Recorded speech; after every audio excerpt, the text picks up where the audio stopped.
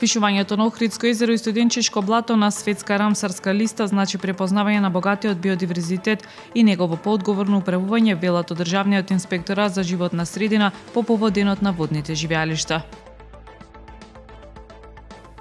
Условна казна од 4 години доби струшкиот гинеколог Мухамед Асани за давање здравствени услуги во приватна ординација без дозвола за работа. Објавен јавен повик за поднесување на барања за субвенционирање на трошоци за комунални услуги.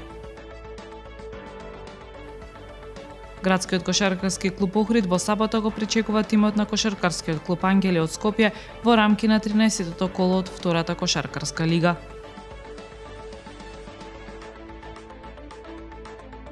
Времето утре промеливо облачно со температура до 6 степени. Следевте една минута вести на Охрид Нјуз.